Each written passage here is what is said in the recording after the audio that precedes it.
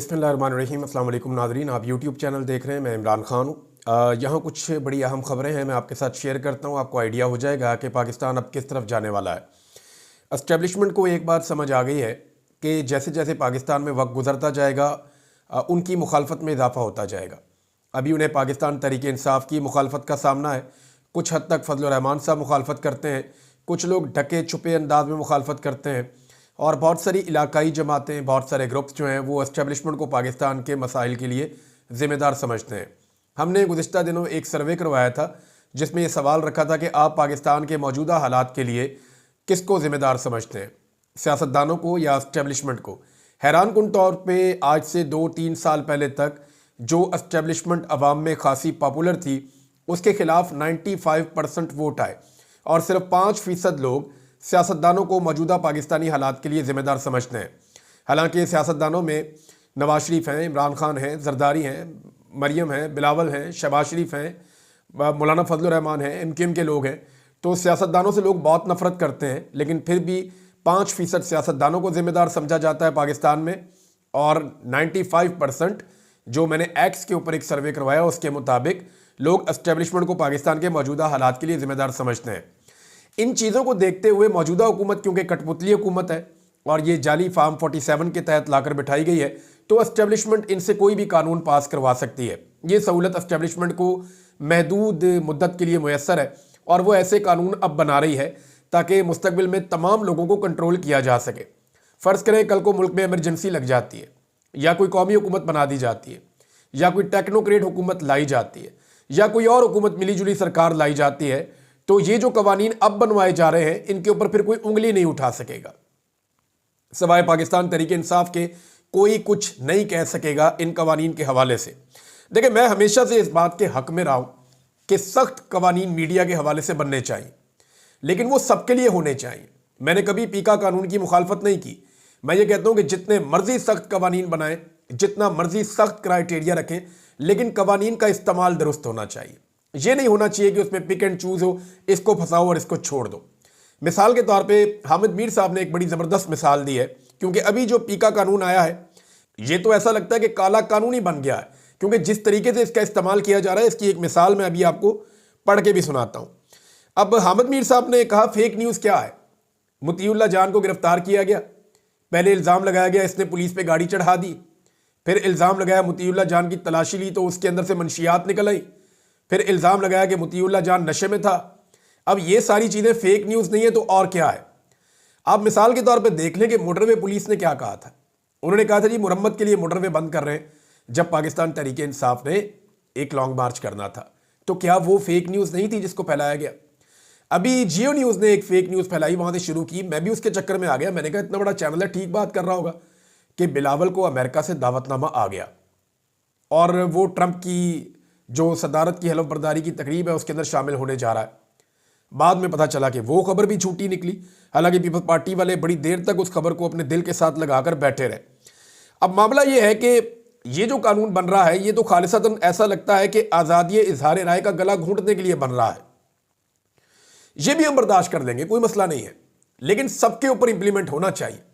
अब ये मैं मिसाल के तौर पर मैं अपनी मिसाल आपके सामने रख देता हूँ ना। सबसे आसान तो ये जो मेरे साथ हुआ, अभी 2 मुकदमे मेरे ऊपर दर्ज किए गए हैं और दोनों दफा क्या किया गया है, मैंने ट्वीट कुछ और लिखी, उस ट्वीट को बदल के उसके अंदर अल्फाज की तरमीम करके नए अल्फाज उसके अंदर शामिल करके और मेरे ऊपर मुकदमा दर्ज करवा दिया। अब मुझे बताएं ये फेक न्यूज़ नहीं है तो और क्या है। यानी मैंने जो बात कही नहीं, मैंने जो बात लिखी नहीं, मैंने जो बात ट्वीट नहीं की, वो बात मेरे खाते में डाल के मेरे पे मुकदमा करवा दिया। अब जो मुकदमा करवाने वाले हैं या जिन्होंने ये तरमीम की है उनके खिलाफ मुकदमा बनता है ना, लेकिन मैं कहां दरखास्त दूं। मामला यह है कि यहां पे पिक एंड चूज है। मुखालिफिन को कुचलने के लिए इस कानून को इस्तेमाल किया जाता है और इसको बनाने का कोई और मकसद नहीं है। अब मिसाल के तौर पे व्हाट्सएप ग्रुप की एक खबर आई है। ये खबर आप सुनेंगे तो आपको आइडिया हो जाएगा कि ये पीका कानून क्या है और ये आने वाले वक्त में क्या करने वाला है। यही कानून कल को पीपल्स पार्टी, PMLN और बाकी जमातों के खिलाफ भी इस्तेमाल होगा, क्योंकि कल को इनके ऊपर भी जो है वो नज़ला गिरेगा। एस्टेब्लिशमेंट जो है उसको इस बात का आइडिया है कि पाकिस्तान में जिसने भी इलेक्शन लड़ना है उसने हमारे खिलाफ ही लड़ना है अब, और हमारे खिलाफ ही जो जाएगा उसी को वोट डालेगी पाकिस्तान की आवाम। तो ऐसे में वो अपनी अब एक शील्ड बना रहे हैं कि कम से कम हम तो महफूज हो जाए। अब इसमें आप ये देखें कि व्हाट्सएप ग्रुप में कोई तौहीन की गई है मरियम नवाज की, और उसके ऊपर एक एडमिन जो है उसको गिरफ्तार कर लिया गया है। यानी अब आप किसी भी एडमिन को गिरफ्तार करवा सकते हैं। पहले एफआईआर देखें आप, एफआईआर बड़ी मिट्टी मिट्टी सी है, लेकिन मैंने बड़ी मुश्किलों से क्लोज कर करके उसको पढ़ा है, तो जो मैं उसमें से लिख पाया हूं वो मैं आपके सामने रख देता हूं। ये जनाब पाकपतन की एफआईआर है। जनाब एसएचओ थाना फरीदनगर, अस्सलाम वालेकुम। मैं ये मोहरिज हूं, ये अर्ज कर रहा हूं कि मन एसआई शबीर हुसैन, ये शबीर हुसैन साहब सब इंस्पेक्टर हैं, आबिद कांस्टेबल, सरकारी गाड़ी जिसका नंबर GAA है 756, ड्राइवर जिसका खुरम जावेद है और उसका कांस्टेबल नंबर 702 है। सिलसिला गश्त और पड़ताल जराइम, शर्की रेलवे फाटक पर हम मौजूद थे। यानी वो कह रहे थे कि हम गश्त कर रहे थे और गश्त करते करते हम सोशल मीडिया में घुस गए। How is it possible? यानी वो गश्त कर रहे थे, अचानक ही अगला जुमला ये है कि मौजूद हूं कि सोशल मीडिया वजीर आला पंजाब के बारे में तौहीन आमेज बेहुदा किस्म की जिसमें डर्टी लैंग्वेज इस्तेमाल की गई है पोस्ट मुलाहिजा हुई। यानी आपको हैरत नहीं हो रही है क्या लिखा हुआ है एफआईआर में? एफआईआर में लिखा है कि पुलिस अपनी गाड़ी पे गश्त कर रही थी। वो एक सब इंस्पेक्टर कह रहा है जनाब मैं गाड़ी में गश्त कर रहा था एसएचओ साहब, गश्त करते हुए मेरा गुजर हुआ सोशल मीडिया पर से, और वहां मैंने देखा कि मरियम नवाज के बारे में डर्टी लैंग्वेज इस्तेमाल की गई है, एक पोस्ट मुलाहिजा हुई। गश्त के दौरान इनको एक पोस्ट मिलती है, किसने दिखाई, कैसे दिखाई, कोई बंदा मिला उसने दिखाई, या कोई मोबाइल पे बंदा चेक कर रहा था, ये पीछे से अचानक पहुंच गए, इन्होंने जाके उसके मोबाइल में देख ली, इसके बारे में कुछ पता नहीं। वो कहते जी अचानक पोस्ट मुलाहिजा हुई जो कि मुसम्मी हाफिज, इसका नाम अजीब सा मिटा हुआ है, ऐसा लगता है इजहार अमीन है, और उसका मोबाइल नंबर आगे लिखा हुआ है। इसने इस मोबाइल नंबर से अपलोड की, मोबाइल नंबर से अपलोड की, इसका मतलब यह कि ये व्हाट्सएप की है। मोबाइल नंबर से जो पोस्ट अपलोड होती है वो व्हाट्सएप पे अपलोड होती है, जो आती है उस पर फेसबुक पे, ट्विटर पे, बाकी जगहों पे उसमें नंबर मोबाइल का नहीं होता। अच्छा जी, अपलोड की जो कि पाकिस्तान के टाइगर्स ग्रुप में की गई। ये ग्रुप बना हुआ है पाकिस्तान के टाइगर्स व्हाट्सएप के ऊपर, उस ग्रुप के अंदर इस मोबाइल नंबर से एक पोस्ट हुई जो कि हाफिज इजहार अमीन नामी बंदे ने की है। फिर वो बताते हैं जी मज़कूरा ग्रुप का एडमिन आसिफ फरीद वल्द अब्दुल जब्बार है। इसका एड्रेस जनाब फला फला करार पाया है, और करार पाया है और यूएसबी में हमने सबूत भी हासिल कर लिया है। हाफिज इजहार अमीन ने जानबूझकर पोस्ट सोशल मीडिया पर अपलोड की और आसिफ फरीद ने यह जानते हुए कि पोस्ट तौहीन आमेज है, गैर कानूनी है, उसे डिलीट नहीं किया, और दीगर ग्रुप के मेंबरान को पोस्ट को देखने का मौका फराहम किया और अवामुन्नास में इंतशार फैलाने की कोशिश की है। इर्तिकाब जुर्म हुआ है, पीका एक्ट के तहत मुकदमा दर्ज कर लिया गया जनाब। अब आप अंदाजा करें, यानी इसका मुद्दई कौन है? पुलिस वाला गश्त कर रहा था, गश्त करते करते अचानक एक पोस्ट सामने आ गई। ऐसे डिजिटल दौर में हम जी रहे हैं कि पुलिस वाला गाड़ी चला रहा है, अचानक सोशल मीडिया की सामने आकर खड़ी हो जाती है पोस्ट, और वो देखता है अच्छा व्हाट्सएप ग्रुप के अंदर ये चल रहा है, और फिर उसके बाद यानी कोई उसको बताता नहीं है, बीच में कोई लिंक नहीं है, यानी ये एफआईआर रद्दी की टोकरी में जाएगी। लेकिन ये काटी क्यों गई, इसको जरा आप समझें। ये एक परफेक्ट एग्जाम्पल है कि मुखालिफिन को कुचलना कैसे। यानी इस बंदे के ऊपर कुछ तप होगी, या ये पाकिस्तान तहरीक इंसाफ का बंदा होगा। अब इस बंदे को कुचलने के लिए या इसको निशाना बनाने के लिए बड़े आराम से यूएसबी के अंदर डाला कि मरियम नवाज की कोई 2-4 अजीब सी पोस्टें डाल दी यूएसबी के अंदर, और इल्जाम लगा दिया जी ये फलां बंदा है जो एडमिन है ग्रुप का, इस ग्रुप के अंदर इस बंदे की इस ग्रुप में ये आई है, और डाली भी किसी और ने। यानी आप किसी भी ग्रुप में कोई भी चीज डालें, ग्रुप का एडमिन वहां पे गिरफ्तार हो जाएगा। कितना आसान है, ग्रुप के अंदर कोई भी चीज डालें और ग्रुप का एडमिन गिरफ्तार, कि जनाब उसने चाहे देखी भी ना हो पोस्ट, उसको पता भी ना हो, वो बेचारा कहीं अस्पताल में पड़ा हो, या वो कहीं बेचारा एतकाफ में बैठा हुआ है, फर्ज करें, ग्रुप एडमिन और मोबाइल उसके बाद है ही नहीं, पीछे से कोई और बंदा बीच में पोस्टें डाली जा रहा है, वो ईद वाले दिन गिरफ्तार हो जाएगा। वो इसलिए गिरफ्तार हो जाएगा कि उसने डिलीट नहीं की। तो ये जनाब एक एफआईआर की गई है। अब मुखालिफिन को कैसे कुचला जाएगा इसका आप अंदाजा लगा सकते हैं। आज़ादी इजहार राय पाकिस्तान के अंदर तकरीबन खत्म हो गया है। ये ऐसा लगता है कि डिक्टेटर का ज़ियाउल हक का दौर भी ऐसा नहीं था जो लोग बताते हैं। परवेज़ मुशर्रफ के दौर में इतनी सख्ती नहीं थी और मीडिया के ऊपर इतनी पाबंदियां नहीं थी, बल्कि मीडिया परवेज़ मुशर्रफ के दौर में आज़ाद हुआ था, और इस दौर के अंदर तो मीडिया को तबाह बर्बाद कर दिया है। और ये सारा काम एस्टेब्लिशमेंट ले रही है अपनी अर्दली हुकूमत से, और अर्दली हुकूमत वो काम करती चली जा रही है, करती चली जा रही है। इनको पता भी नहीं चलेगा, कल को यही डंडा इनके सर पे पड़ेगा। और आप अंदाजा करें इनकी सोच का कि मरियम नवाज के एक नून लीगी एमपीए है और ये खातून है जिससे टिकटॉकर वज़ीर आला हाथ मिलाना भी पसंद नहीं करती। मैंने कुछ वीडियोस देखी हैं।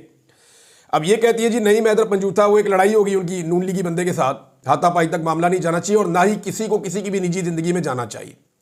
ना नून लीग को ऐसा काम करना चाहिए, ना पीटीआई को ऐसा काम करना चाहिए। निजी जिंदगी में तो बिल्कुल नहीं जाना चाहिए।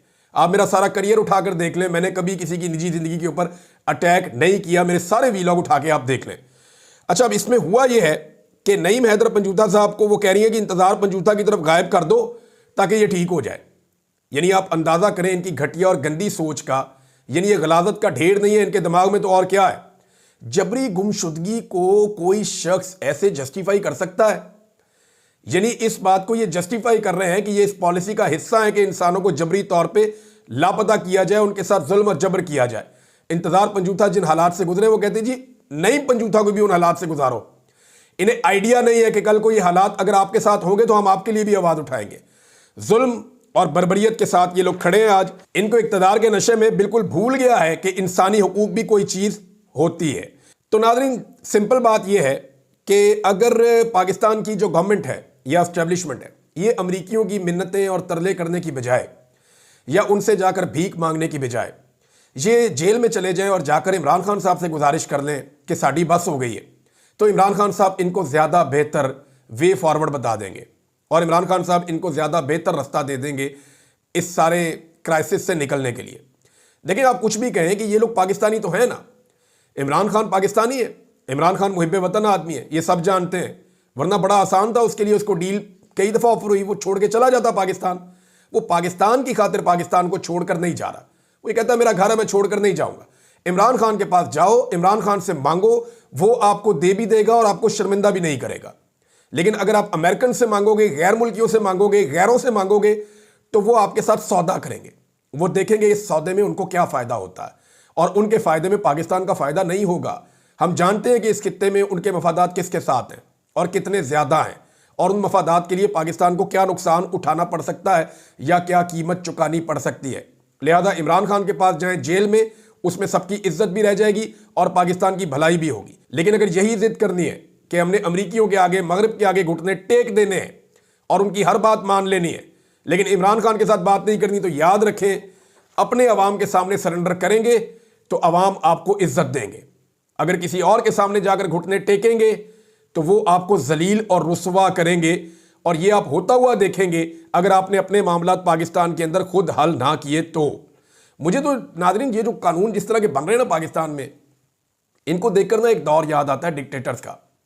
ज़िया-उल-हक का दौर हो या मुशर्रफ का दौर हो, हम देखते थे दुकानों में, ख़ास तौर पे जो हज्जामों की दुकानें होती थी जहाँ आप कटिंग करवाने के लिए जाते हैं, या होटलों में या रेस्टोरेंट में, वहाँ एक ना छोटी सी तहरीर मिल जाती थी। वो बाज़ारों में बुक स्टॉल्स के ऊपर पड़ी हुई होती थी, वहाँ से लेके स्टिकर लगा देते थे कि सियासी गुफ्तगू से परहेज़ करें या सियासी गुफ्तगू मना है। यानी डिक्टेटर्स के दौर में सियासी गुफ्तगू मना होती थी। अब आप सियासी गुफ्तगू कर ही नहीं सकते। वो भी व्हाट्सएप के अंदर लोगों की प्राइवेट चैट होती है, एक ग्रुप के अंदर 10 लोग हैं, 20 लोग हैं, वो जो मर्जी चैट करें, वो आपस में बात कर रहे हैं। ये उसको उन्होंने सोशल तो नहीं किया, पूरी दुनिया में तो नहीं फैलाया। अब उसकी बुनियाद के ऊपर भी लोगों के ऊपर मुकदमा दर्ज हो रहे हैं। मुझे तो हैरत होती है ये पाकिस्तान को लेकर किस तरफ जाना चाहते हैं। ये कल को हाथ लगा लगा कर रोएंगे।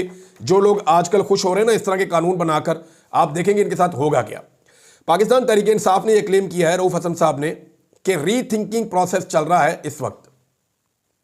यानी उन्हें यह लगता है, जो मैं अभी बात कर रहा था, कि इमरान खान से बात करें तो ज़्यादा बेहतर है, अमेरिका को और मगरब को भूल जाएं और उसके दबाव को भी अपने दिमाग से निकाल दें।